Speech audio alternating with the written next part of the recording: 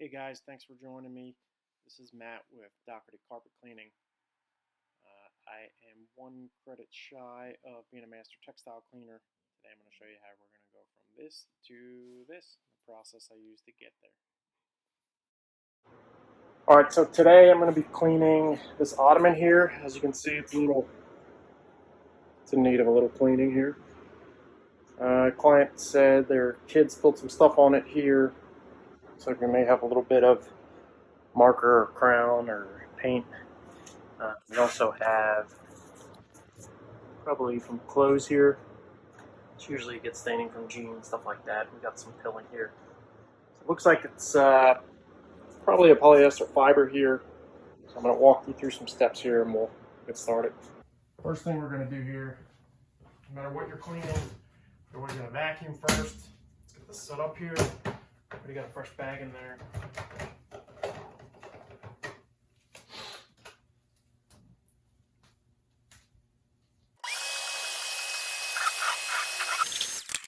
Alright, so I got my Prespray already mixed up here. That's going to be the first step. We're going to soak it down here in a minute. First I want to explain a little bit about what we're going to be using. First step is our bio break.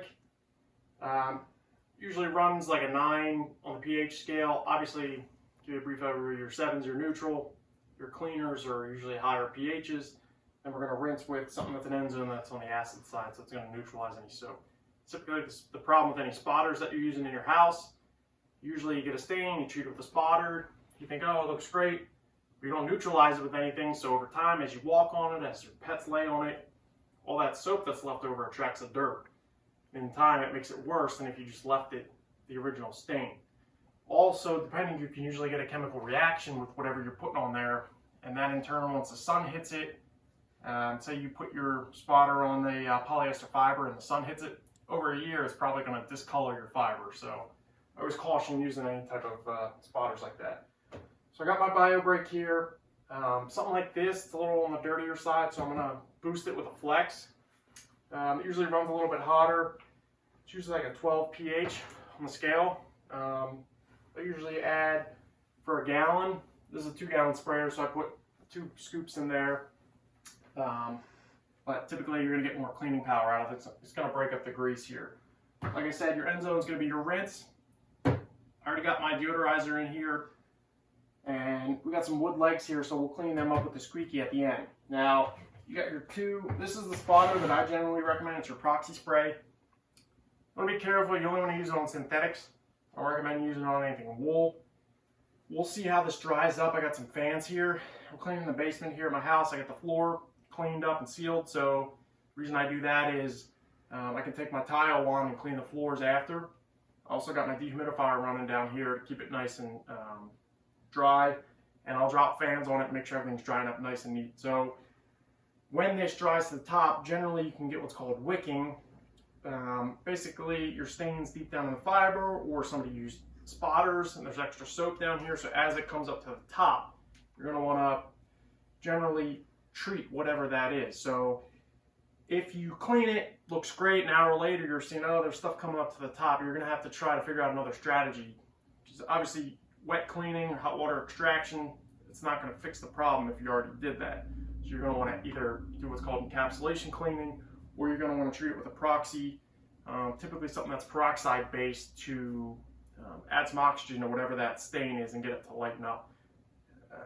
Based on how long I've been doing this, I can say that's probably going to be the case here. It's a light fabric, it's polyester, so it's generally going to pull that stain, whatever's deep down in there, up to the top once we give it a nice clean. We'll be using drill brush with a white brush head. That's generally your safer. I don't recommend using anything like a yellow or anything above that. Also have a horsehair brush.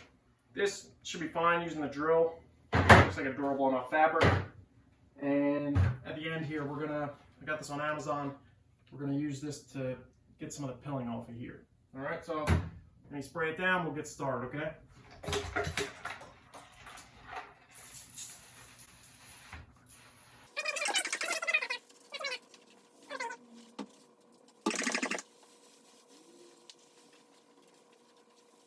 The customer also said that she had treated it with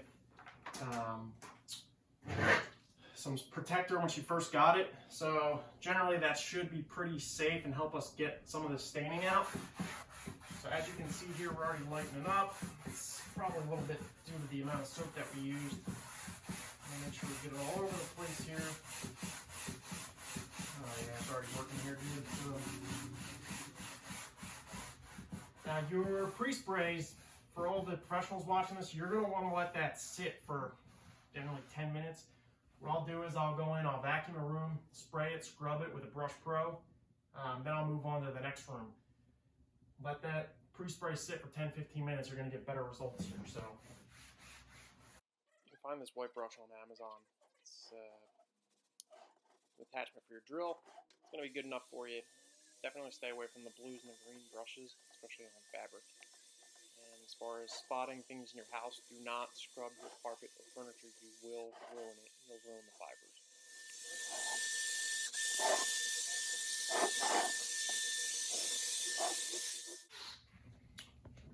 Pretty good shape. We're going to let it sit for 10 minutes and we'll be back with you. We'll start the extraction process.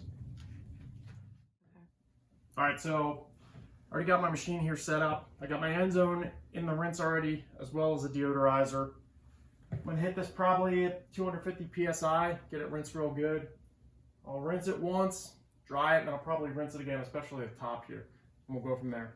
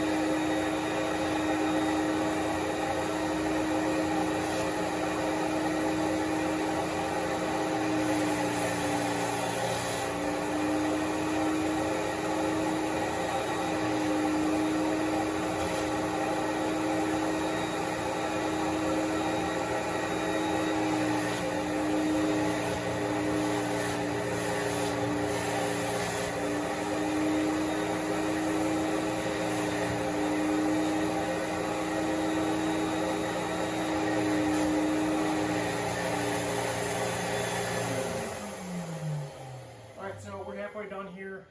Obviously you can tell the booster with the pre-spray definitely helped here, as well as your dwell time and your agitation. It's all necessary in your cleaning steps. So I'm going to finish here. I'll finish the whole thing. Then we'll take a close-up look. The other thing here, I'm using the Sapphire Scientific. I got this thing probably about a year ago.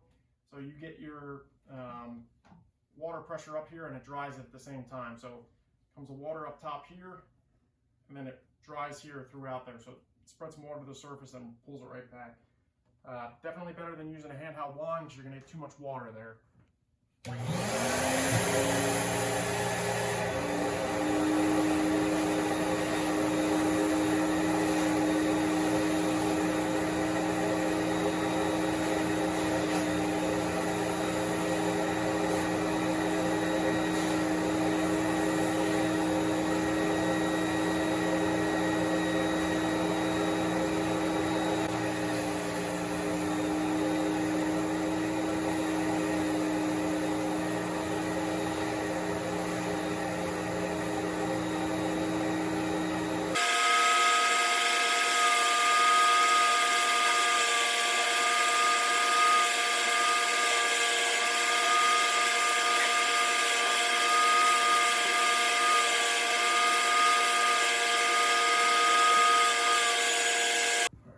The fabric retriever here.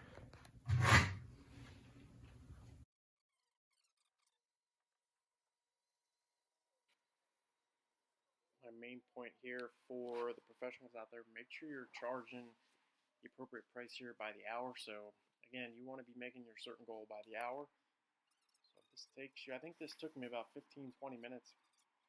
You want to make sure you're charging appropriately for that.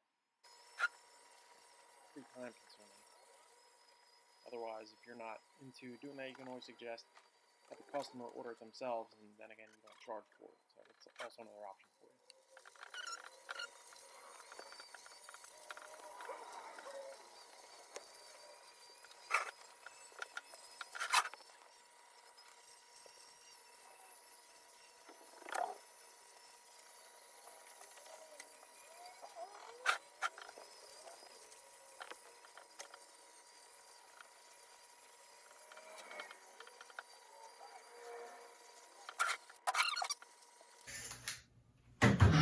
I'd say the cleaning went pretty well. All right, here's the last step, proxy spray. All right, here I am putting the proxy spray on there. It's gonna get any spots that came back up, and it's gonna lighten it up again. So I'm gonna use a lot on there, and I am gonna brush it on there. There's no need to remove it. It's just basically peroxide, and it's gonna help lighten everything up.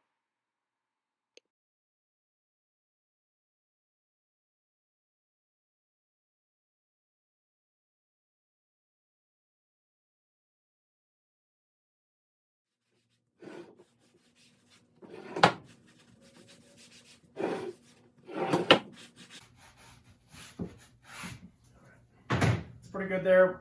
We're going to put it on a dry surface, get a fan going on it so it'll start to dry.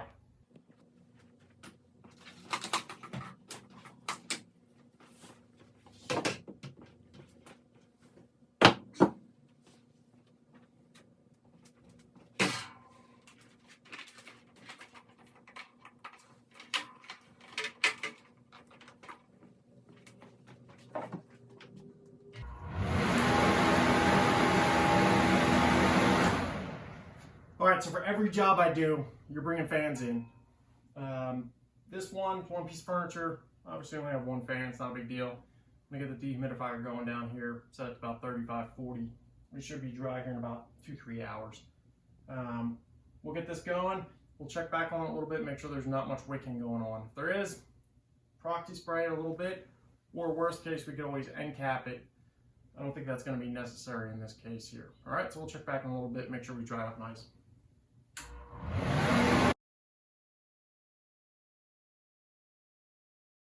Down here checking in on it. It's been about 3 hours. I had the fan going on it. They're looking really nice. It is in really good shape here. Looks almost brand new. Texted the customer. She is thrilled. Again, she Scotch guarded it when she first got it, she said, which I think really helped. And she did not use any spotters. So I think that really helped prevent any stains from coming back here. That's the water. It's not too dirty. I think it was mostly surface staining. Get everything put away here, and I'll get this wrapped up back to the customer as soon as possible. So just an overview of what we used today. This was my Prespray bio brake. It's pretty standard. I use that on almost every job. Boosted it with some Flex. This is my rinse here, the end zone. I used a little bit of the Matrix here. You like to use a lot of deodorizer. A splash is fine, otherwise you can lead to resoiling. Squeaky is what I'm going to wipe the legs down with a microfiber cloth. Proxy is what I used for just to lighten it up a little bit. Safe alternative for your synthetics. I wouldn't recommend it for anything wool, like I said. It's Revive It Rocket. I did not have to use any end cap for this. I'm going to wrap it up with some plastic here. Drill brush that I use, you can use any standard brush. And horsehair is pretty safe.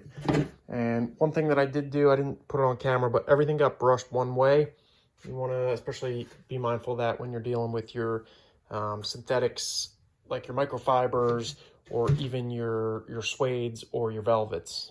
Making sure you're brushing out one way. Matt from Decorative Carpet Cleaning, thanks for watching. Give me a thumbs up, guys.